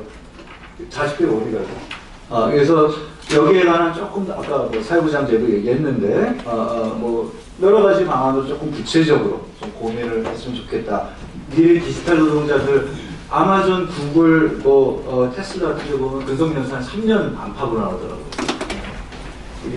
뭐 우리나라 그 정도는 아직까지는 아니겠지만 아직 장기적으로 조금 구체적으로 좀 봤으면 좋겠다. 하나 질문은 FA 이게 저 여기 많이 잘 모르겠어요. 보통 제가 이해하는 프레임워크 어그리먼트는 보통 이제 유럽에서 다부적 기업들이 엑시드 옵션들, 그러니까 다시 말하면 이제 임금 협상을 가지고 뭐 독일에서 오스트리아에서 뭐 프랑스 이렇게 기업 이전할 때 보통 이제 이것들을 방지하게 썼던 협약들이 이 포괄 협약인데, 이게 프레카리아트하고 어떻게 연결되는지 좀 감이 잘 안 와서 조금 질문 드리고요. 연대기금은 그렇습니다. 사실은 이게 이제 노동운동사에서 굉장히 논쟁이 많은 것들이죠. 1950년대 독일 건설노조가 사실 연대기금을 주창을 해서 지금도 이제 국가바우라고 우리식 공제에 비슷한 것들을 민간 노사협에서 같이 운영을 하고 있습니다. 여기서 핵심적으로 방어하는 휴가권, 그 다음에 연금 지원하는 것들, 그 다음에 이제 훈련기금 마련인데요. 당시 독일 이제 금속노조는 이제 굉장히 비판을 많이 했고요. 이제 이 90년대에 넘어오면 금융시장화 되면서, 아까 이 교수님도 잠깐 사례를 들어주셨지만, 미국의 ESOP부터 해가지고 다양한 형태의 이런 기금들이 나오긴 해요. 근데 이게 좀 별로 긍정적이라고 생각은 하긴 좀 어려운 게, 결국은 이게 기업과의 양보의 협상을 끊임없이 만들어내기도 하고, 한국 같은 경우는 뭐 연대기금 형태는 아니지만 은행을 한번 노조가 말아먹은 경험도 있고, 그래서 좀 죄송합니다. 옛날 유튜브는 아니지만, 그래서 좀 우려도 되고요. 만약에 이거를 활용을 한다면 저는 좀 구체적인 목적성을 가지고, 아까 독일 사례, 건설노조 사례처럼 저도 이제 그런 부분에 좀 관심이 있는. 휴가권이나 연금 보조나 숙련 기능형 훈련비를 조금 확보하고 지원하는 전략, 그런 것들은 좀 다양한 연대기금은 아니지만 다른 나라 사례도 있으니까 그런 것들을 좀 활용하는 방식으로 좀 유도하면 어떨까 하는 생각을 하면서 토론 마치겠습니다. 예, 고맙습니다. 자, 우리 발제자들께서 권영진 교수님 좀 이어보시죠. 오시는 사이에 프론트에 제가 한 부분만 기회 드리겠습니다. 프론트란다. 플로가 요즘 제가 딴 생각 계속 하고 있다가. 예, 질문 한 분 손 드셨어요. 예. 최근에 금속노조에서 임금결정, 대의원대회에서 임금결정할 때 차후상금 연대임금이라고 해서 그중에 완성차 같은 경우는 적게 올리고 나머지를 좀 높게 올리는 방식으로 명문화에서 결정을 했는데 그게 잘 됐는지는 모르겠어요. 근데 옛날에 보건에서는 비슷한 노력이 있었던 것 같고, 그래서 내부 노동시장에서 내부자들의 노력도 결코 무시할 수 없는 건 아닌지 한번 질문드리고 싶습니다. 어느 분이 답변하시면 좋을까요? 글쎄요. 그러면은 말씀하시는 사이에 혹시 그 스며들어서 다 대답할 수 있으니까 한번 들어보시고 정 답변이 없으면 다시 한번 이야기하시죠. 네, 다른 분. 네, 그러면은 발제 역순으로 이야기하고 계신 이주일 교수님 저기 1분만 시간 드릴 테니까 답변. 예. 일단 쉬운 임 교수님 것부터 말씀드리자면 그 훈련 기금이나 일반적인 그러니까 지금까지 노동조합을 했던 기금이랑 이거는 굉장히 성격이 다르다는 말씀으로 가져가고자 하고 싶습니다. 두 가지 질문을 주셨는데요, 이철수 교수님. 일단 신규 고용 협약하고 연대 기금이 있는데, 그러니까 대기업이 신규 고용 협약을 맺어서 사람을 뽑으면 될 것을 왜 연대 기금과 같이 이렇게 돌아가느냐 이런 말씀이신 것 같아요. 근데 신규 고용 협약을 하면 대기업이 이게 노동자만 어그리 한다고 되는 게 아니고 대기업 측이 돈을 조금 더 내서 신규로 많이 뽑아야 되지. 지금 말씀하시는 거는 그러니까 기존 노동자가 임금을 양보하라 이런 뜻이신 거죠. 근데 이철승 교수님은 지금 강사법으로 문제가 되고 있는데 강사 고용할 때 20% 임금 삭감 받아들이실 수 있으십니까? 그렇죠. 본인은 하시지만 노무현은 안 하실 거죠.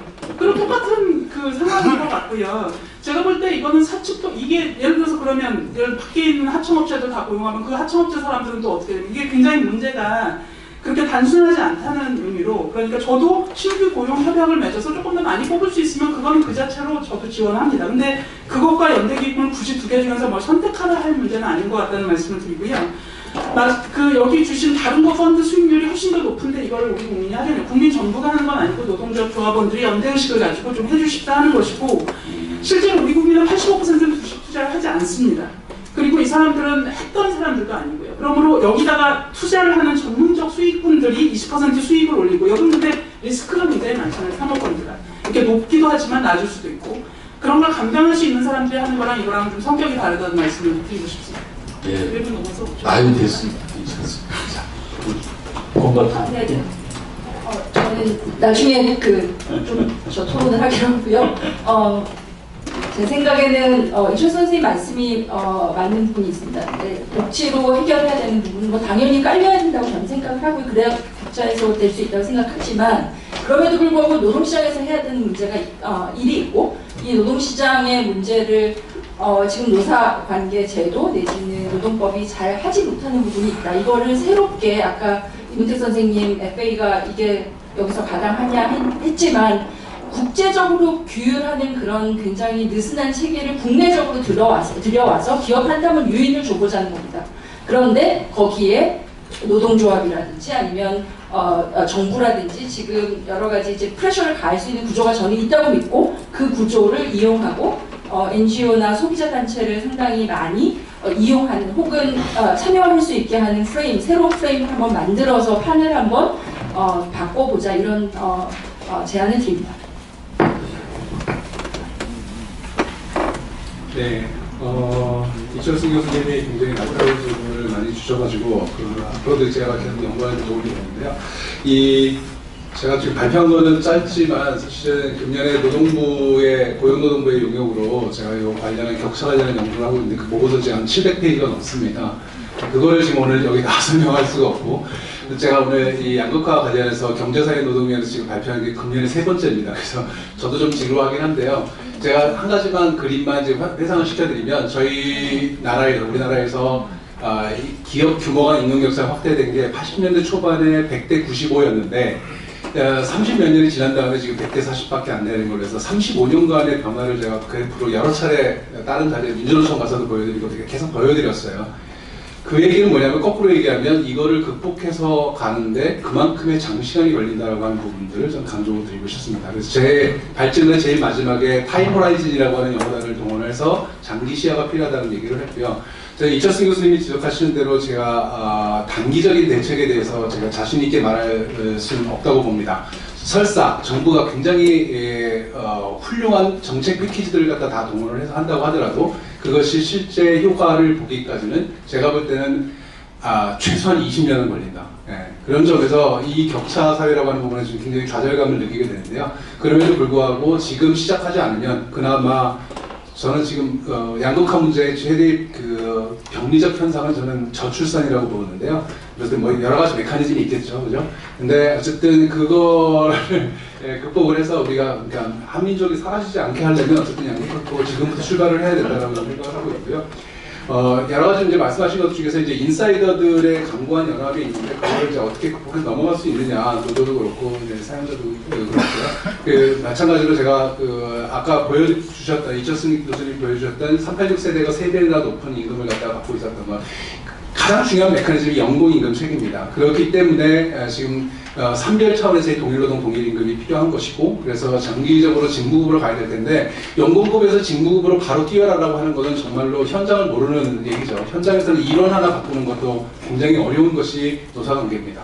근데 그래서 직무급으로 연공에서 직무급으로 바꾸는데 지금 중요한 건 뭐냐면 어떻게 이행 전략을 마련할 것인가에 대한 논의가 지금 돼야 되는데 다 그냥 직무급 얘기만 하고 있어요. 그게 아니라 이행 전략 10년, 20년 걸리는 문제에 대해서 지금부터 고민해 나가야 된다는 말씀을 드리고요.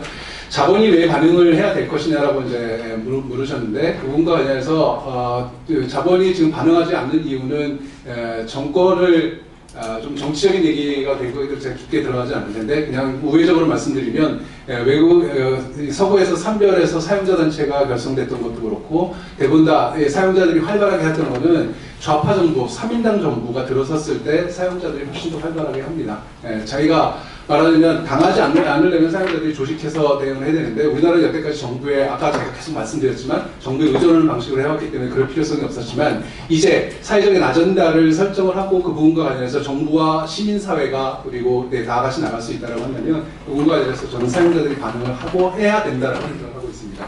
신규 고용 협약이라고 하는 부분들을 왜 얘기를 하지 않느냐라고 하는 부분인데 그 역시 계속해서 이철승 교수님의 인사이더들만의 내부 리그인데 왜 그 부분을 갖다가 얘기하지 않느냐라고 하는 맥락이고요. 저는 거기까지 신규 고용 협약까지 얘기하기에는 우리나라 노사관계 환경이 너무 척박하다고 하는 말씀을 드리고자 합니다. 다시 말해서 연대임금조차도 지금 뭐 하지 못하고 있는데 그걸 갖고서 신규 고용을 하라고 했을 때 과연 그 부분과 관련해서 사용자들이 책임있게 그 부분을 약속을 지킬 수 있을 만한 그런 사용자 전체의 결속력과 통제력이 없는 상태 속에서 그 얘기를 하는 것 자체가 무의미하기 때문에 현 단계에서 지금 필요한 부분은 연대임금만으로도 좀 벅차다라고 하는 말씀을 드리고자 합니다. 예. 마지막으로 ARP 말씀했네. 그러니까 스웨덴에서 연대임금과 관련해서 결국 연대임금하고 해서 적극적 노동시장 정책을 했는데요. 당연히 그걸 저는 해야 된다고 생각하고 이 정부가 안 하는 거에 대해서 제가 책임져야 될 건 아니죠, 그죠? 그래서 ARP라고 하는 부분은 저도 당연히 주장하는 바라는 말씀드립니다. 예, 이제 제가 다른 이야기 안 하고 마무리 바로 들어가겠습니다.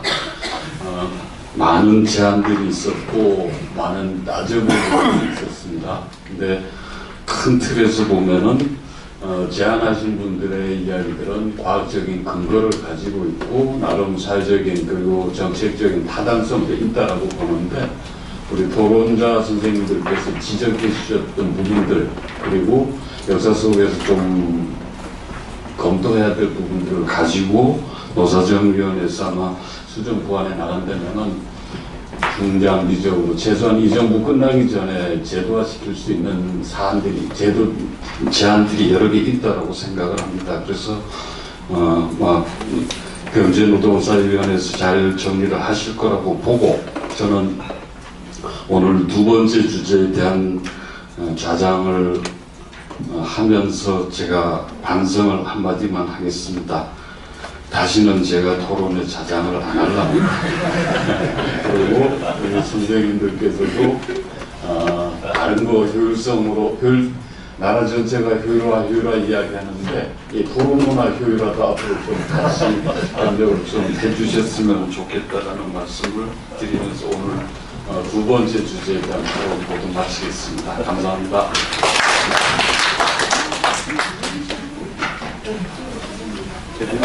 그럼 2부 순서에 이어서 3부 종합토론 순서는 별도의 휴식 시간 없이 간장이 정리되는 대로 바로 시작하도록 하겠습니다.